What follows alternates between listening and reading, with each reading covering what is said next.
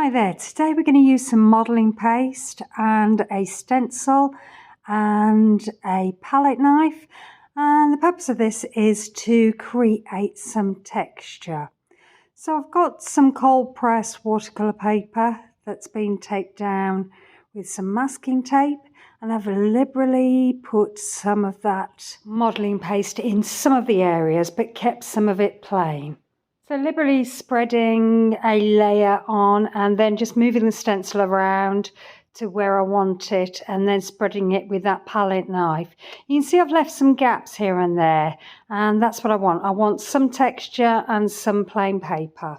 So once you're finished, I can show you the texture here. You can see all that lovely texture. Oh, isn't it gorgeous? And now I've grabbed some Kuretake paints in these lush green and yellow colours.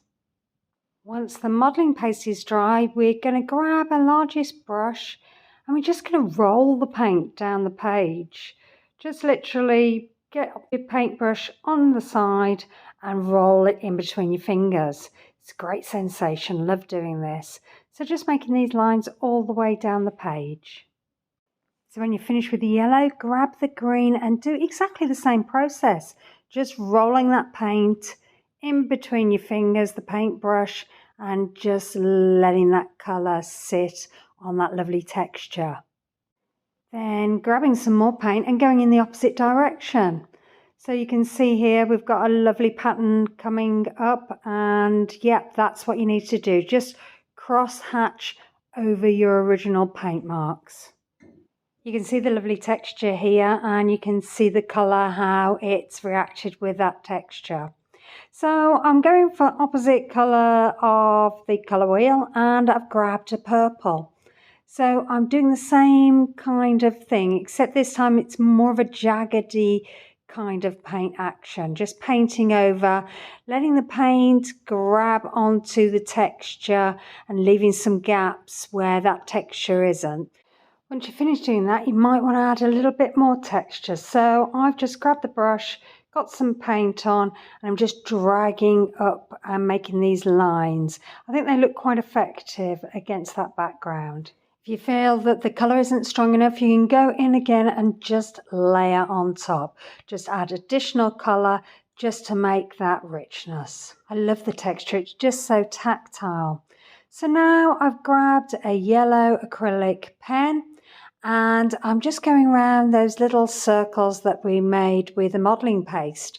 And this feels really nice under your hand because you're sort of guided by the lumps of that modelling paste. So you just let the pen go wherever it wants and it just goes round those marks.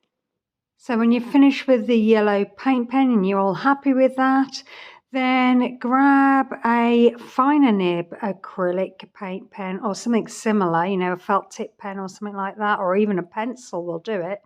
And then just go around that raised surface. So you can see here it's just a bit of a finer line. So again, you're letting the pen do all the work. You're just literally pushing it and it'll just go around those little raised marks. So just covering the page and doing all of that. And when you're finished, then I've grabbed a stencil and I've got some of this lovely distress ink, and I just want to add a little bit more texture to this. So grabbing a blending brush, just rubbing it on that ink and getting some colour on there, and then just holding the stencil down, literally just rubbing it over the top. I'm not going to do all of these little holes, I'm just going to do part of them.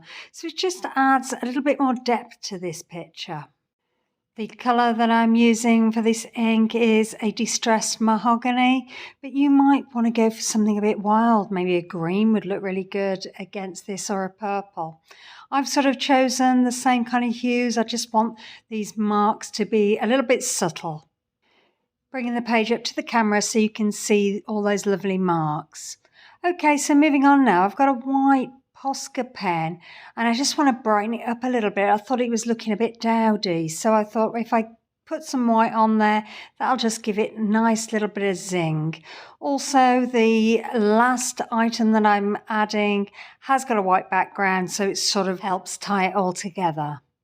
So when you're finished adding your white pen, Then what I've got is a pencil drawing that I've done of a bird that's just on a scrappy piece of paper, and I just wanted to add it to this picture. I just thought, well, save it just being in a folder somewhere, I might as well put it on top of this background. So I'm just cutting it out now. I'm trying to be careful not to cut his little head off. I did this bird when it was one of those days when you're just looking out the window and something catches your eye. And I happened to have my pencil and pad by me and just decided to have a little doodle and just draw this bird up. So this is a little bit fiddly with the scissors, but I'm managing to cut him out. And I think he's all right there. And just having a look at where he would be best placed. Decided that I wanted to outline the page before I actually put the bird down, just because once I glued him down, I was a little bit unsure as to whether I would mark him in any way. It's actually quite difficult to mark around just because you've got all that raised surface. So I'm struggling a bit and the pen's sort of dragging, so I'm doing it over a few times just to get that look. I've got some Mod Podge here and I'm going to use that to glue the bird down. I've got an old brush that I'm using and I've just put some of that glue in a little container. So just putting a liberal amount on, just covering him from head to tail. So I hope you like this and I hope you get to try. Really, really easy to do. And if you do like this, maybe you'll consider liking, maybe subscribing, and then you'll keep up to date with all of the new videos that I have coming out. So I'm just trying to place him in the middle there and just trying to get him stuck down. You have to hold it down just to make sure that it's all nice and secure. And then I've heated up the tape with a hairdryer just so that glue starts to melt and it doesn't rip your page when you're pulling that tape off your page. Many a time I've pulled the tape off and ripped my picture, which can be quite upsetting when you've spent so much time doing it. So I'm just going to bring the bird up to the camera so you can have a look at all that lovely detail and you can see slightly the raised surface of where we've put that texture on. And I think that sits really well with the bird, just adding that little bit of white sort of ties in the white background of the bird there. So as you saw, it's so easy to do, really, really satisfying. Hope you've enjoyed and hope to see you again soon. Have a great day. Bye.